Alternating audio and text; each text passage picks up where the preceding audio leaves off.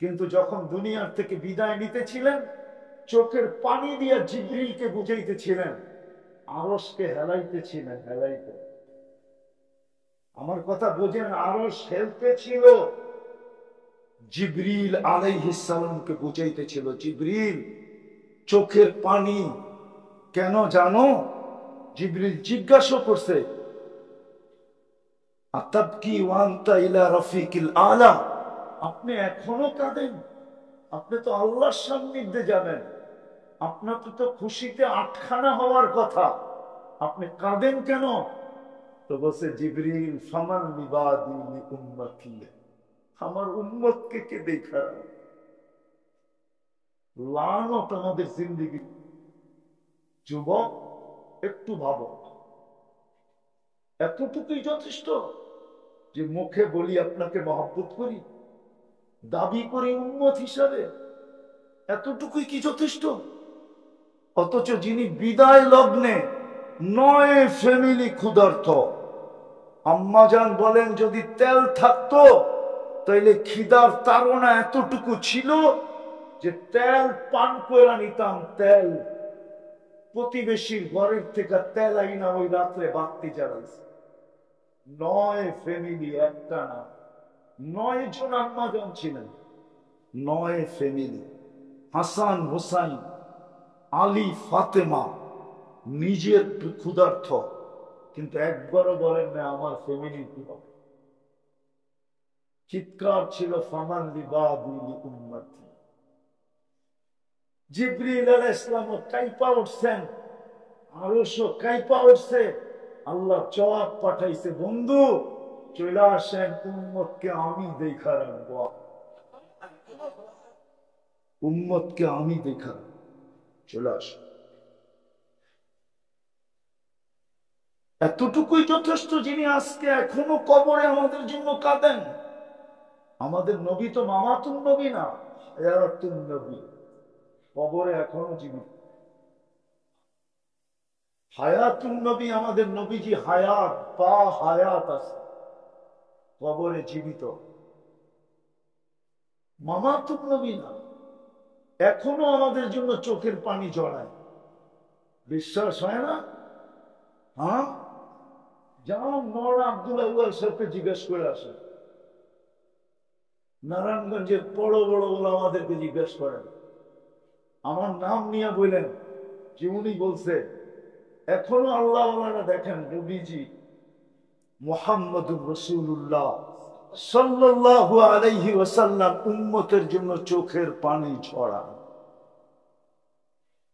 আর চিৎকার দেন, মা বি উম্মতি, আমার উম্মতের কি হইল, কি হইল আমার উম্মতের, কি হইল, হইল কি আমার উম্মতের?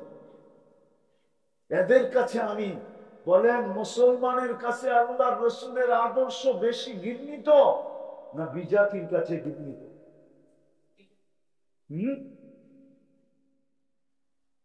কার কাছে? বিজাতির কাছে।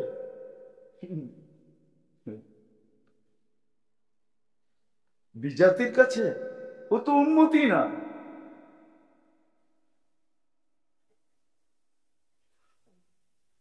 ও তো উন্মতি না,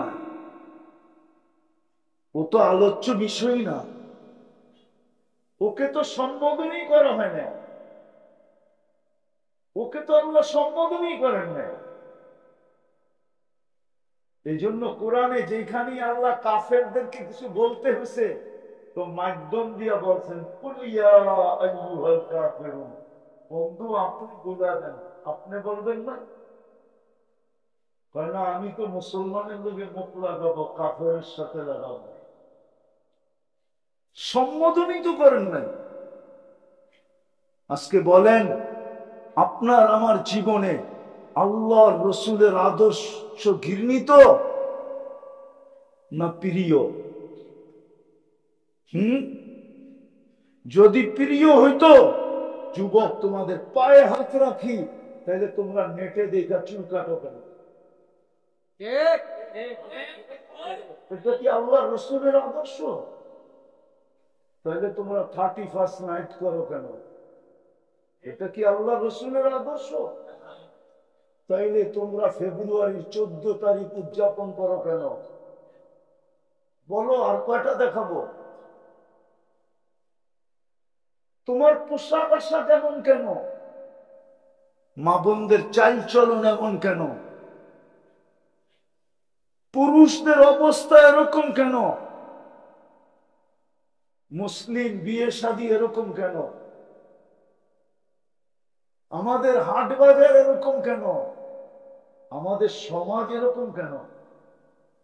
বলুক এই মহল্লার 20টা ঘর, বলুক আমার 10টা ঘর, বলুক যে আমরা এই 10 ঘর, 10 ফ্যামিলি ডেলি চা পাকাই একজন আরেকজনকে দিয়া খাই, এরকম 10টা ফ্যামিলি বলুক। বলুক, বলেন নারায়ণগঞ্জে আমাকে দেখান, বাংলাদেশে দেখান। আল্লাহ রসুল তো বলছে তরকারি পাকাইলে ঝোল বেশি দিও, প্রতিবেশীর ঘরে যেন দিতে পারো।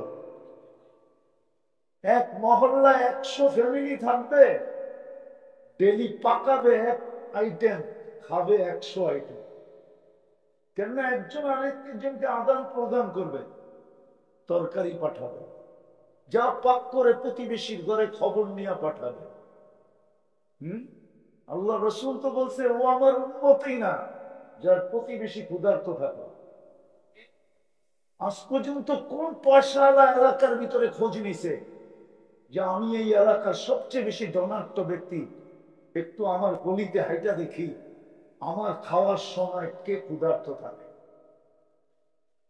কে এসে সবার ঘটে চিঠি দিয়া গেছে যে আপনারা ক্ষুধার্ত থাকলে আমাকে খবর দিয়ে? অথচ আল্লাহ রসুল তো বলছিল তুবাল আমির আলা বাবিল ফকির, আল্লাহর কাছে ওই ধনীর চেয়ে উত্তম কোন ধনী নাই যে গরিবের দরজায় যায় খটখট খটখট করে। আপনার আমার জন্য তো এখন কবরের চোখের পানি জড়াইতেছে। আবুল সামরকান্দিকে চিনেন কি চিনেন না জানি না, ওলামা চিনে আবুল সামরকান্দি রহমতুল্লাহ আলাইকে, যিনি শত কিতাব লেখছেন, যিনার সবচেয়ে প্রসিদ্ধ কিতাব বাংলাদেশে ঘরে ঘরে পাওয়া যায়, তানবিহুল গাফিলিন, ঘরে ঘরে পাওয়া যায়। উনি লেখছেন আল্লাহ রসুল যখন কবর থেকে উঠবে তো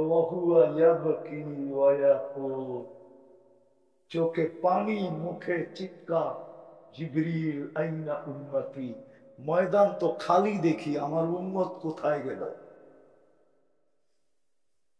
ময়দান তো খালি, উম্মত কোথায়? সান্ত্বনা দিবেন, চিন্তার কোনো কারণ নাই। আপনি প্রথম উঠছেন, মা সাক্কাল আরদা আহাদুন ইল্লা আনতা, আপনি সর্বপ্রথম উঠছেন, আপনার আগে কেউ ওঠে নাই।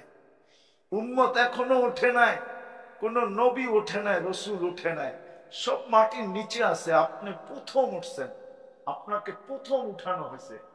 আপনি শান্ত হন, যে কবর থেকে কাঁদতে কাঁদতে উঠবে উম্মতের জন্য, হাসানের জন্য না হোসাইনের জন্য?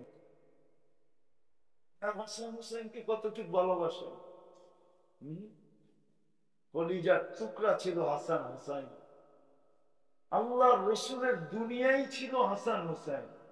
কি হাসান হোসাইন, আলী, ফাতেমা, উম্মে কুলসুম, এটাই ছিল দুনিয়া। এই 5 জনের দুনিয়া ছিল আল্লাহ রসুলের। আপনি জানেন না হাসানকে, আপনি জানেন না হোসাইনকে, আপনি জানেন না হাসানকে, আপনি জানেন না হোসাইনকে। হাসান হবে অথবা হোসাইন রাদিয়াল্লাহু তাআলা আনহু হবে বাচ্চা, আল্লাহর শ্বশুর সাহাবাদের মাঝে বসে আছেন, তো আসছেন সামনে, নানার সামনে আইসা দাঁড়ায়া পেশাব করে দিছেন বিলকুল বুকের মধ্যে।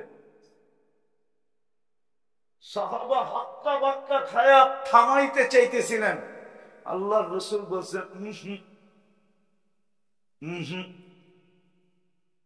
কেউ আওয়াজ করবে না, করতে দাও। যখন করা শেষ হয়ে গেছে আল্লাহর রাসূল বলছে 1 বালতি পানি নিয়ে আসো। নিয়ে আসছে, বলছে আমার এখানে ঠাইলা দাও। তারপরে ধোয়া, তারপরে উঠায় চুমা দিয়া বলছে হাসান মিন্নি ও আনা মিনহু, হাসান আমার কলিজার টুকরা, আমি হাসানের কলিজার টুকরা। কিয়ামতের মাঠে ওনার জন্য চোখের পানি না, আপনার জন্য আমার জন্য চোখের পানি। 12ই রবিউল আউয়াল মাস দেখা কথাকে একটু ঘুরাইয়া দিলাম। কতটুকু ওই রসুলের অনুসারী আমরা, কতটুকু ওই রসুলের ইজ্জত রাখলাম, যিনি আমার জন্য 23 বছর কাঁদলেন, যিনি মৃত্যু লগ্নে কাঁদলেন, যিনি এখনো কাঁদেন, যিনি কবর থেকে কাঁদতে কাঁদতে উঠবেন, যিনি কিয়ামতের মাঠে ছুটতে থাকবেন। অথচ আমার সমাজ, আমি বুঝানোর জন্য বলতেছি, অন্য কোনো কারণে না, একটা ইউনিয়ন পরিষদ না, একটা ওয়ার্ডের পদ পাওয়ার জন্য জান দিতে রাজি, নিতে রাজি। একটা ইউনিয়ন পরিষদের চেয়ার পাওয়ার জন্য পুরো গোষ্ঠীকে জবা করে দিতে রাজি। অথচ আপনার নবী, আমার নবী কিয়ামতের দিন মাকামে মাহমুদ পাবে। ফাতাহাজ্জাত বিহি নাফিলাতাল লাক আসা আইয়াব আসাকা রাব্বুকা মাকামাম মাহমুদা। আজানের দোয়ার ভিতরে আমরা পড়ি আতিহি মাকামাম মাহমুদা, আল্লাহ আমাদের নবীজিকে মাকামে মাহমুদের মতো চেয়ার দেন। দিবে আল্লাহ, দিবে, নিঃসন্দেহে দিবে, কিন্তু বৈশা দেখবেন না চেয়ারটা কিরকম, শুধু হাত রাইখাবেন, রব্বে কাবার কসম বসবেন না। আল্লাহ অভিযোগ করবে, বন্ধু কেন বসেন না? বলছে উম্মতের জন্য 3 জায়গায় ছুটবে কে আমি বসা গেলে?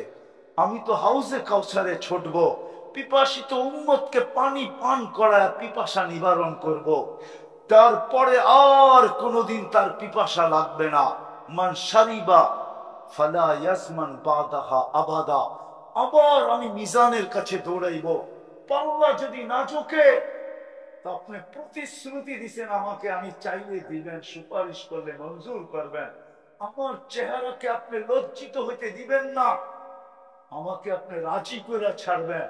আমি তো দৌড়াবো মিজানের কাছে, পাল্লা না চুকলে ওইখানে হাত উঠায় দিব।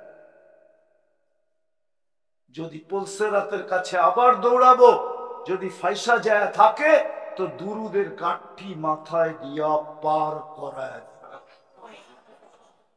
আপনার জন্য তো বসবে না। সমস্ত নিজেকে পর্যন্ত ভুলা যাবে। সব নবীরা বলবে নাফসি নাফসি নাফসি নাফসি নাফসি।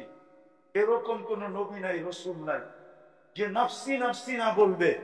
কিন্তু আপনার আমার নবীজি তো কিয়ামতের মাঠে ছুটবে আর বলবে রব্বি উম্মতি উম্মতি। কতটুকু লাজ রাখলাম, কতটুকু ইজ্জত রাখলাম। মোহব্বত তো করি, বলি বটে বলি, কিন্তু কতটুকু নবীর ইজ্জত রাখলাম, কতটুকু লাজ রাখলাম। বলেন কালকে এই চেহারাটা কি করে দেখাবেন? ওনাকে না দেখানো ছাড়া তো জান্নাতে যাওয়া যাবে না। আল্লাহ রসুলকে ফাঁকি দিয়ে আপনি জান্নাতে যাবেন?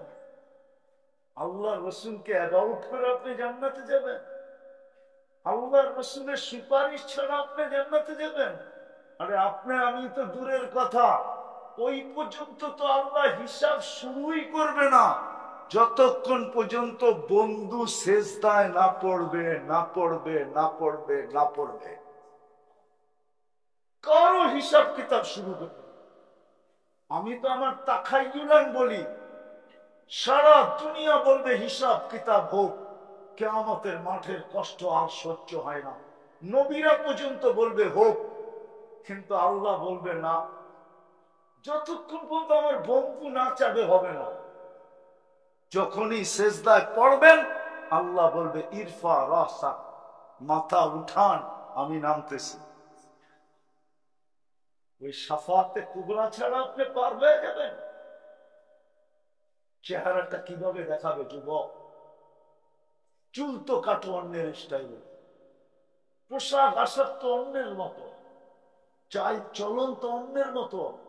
তোমাকে দেখলে তো মনে হয় না তুমি উম্মতে মুহাম্মদ, তুমি নবীর কান্ডারি মনে হয় না। যদিও তুমি মুখে বলো আমি বড় কান্ডারি, সত্য তো এটাই ছিল।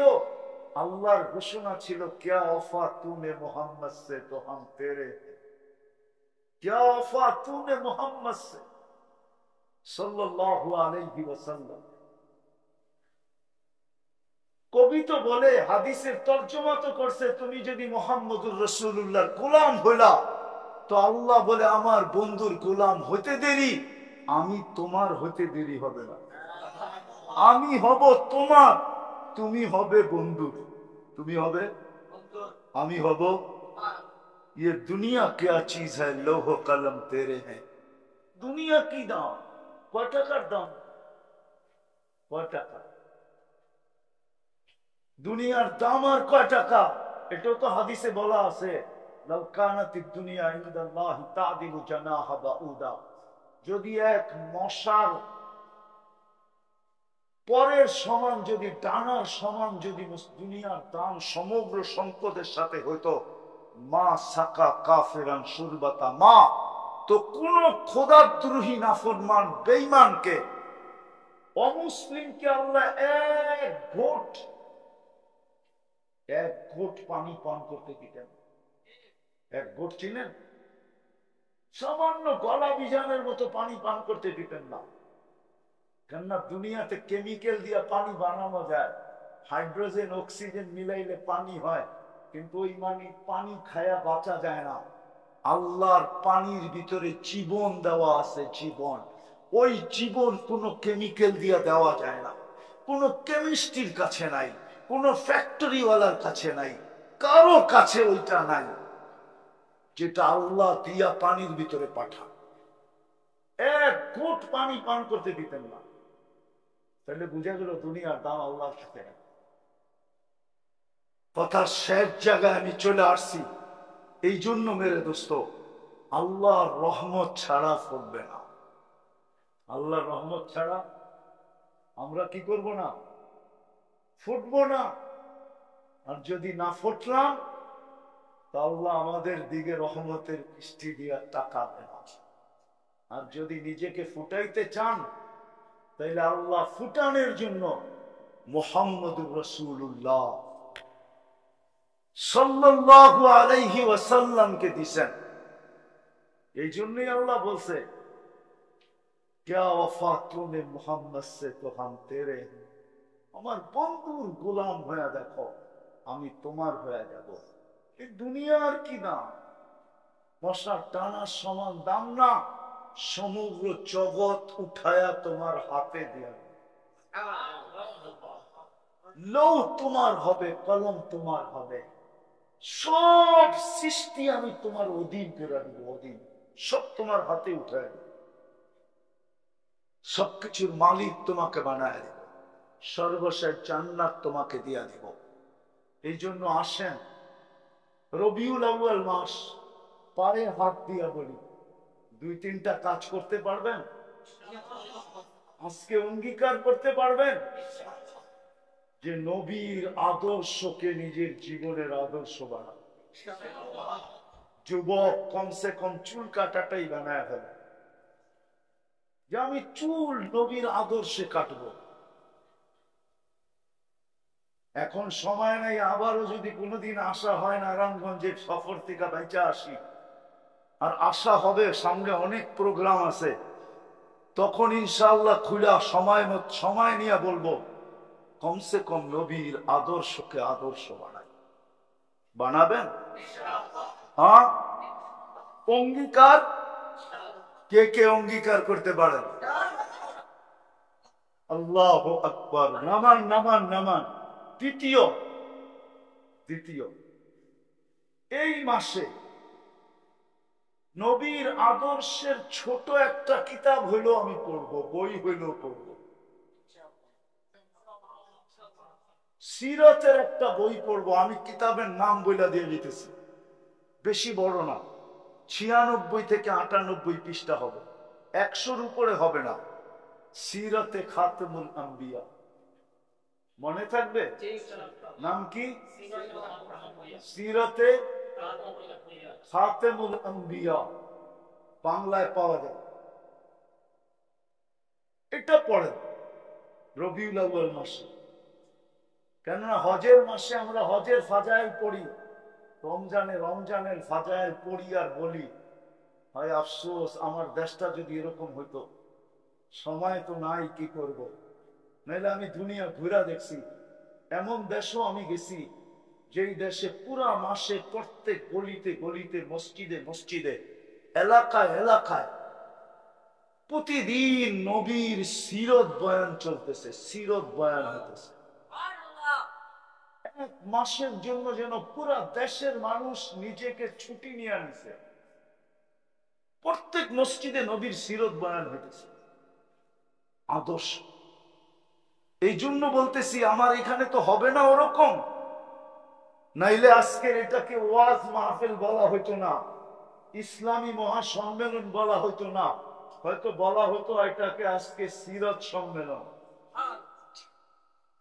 নবীর নামে মনসুব করা হতো। কমসে কম আমরা একটা সিরতের কিতাব পড়বো, নাম কি? সিরাতে খাতেমুল আম্বিয়া।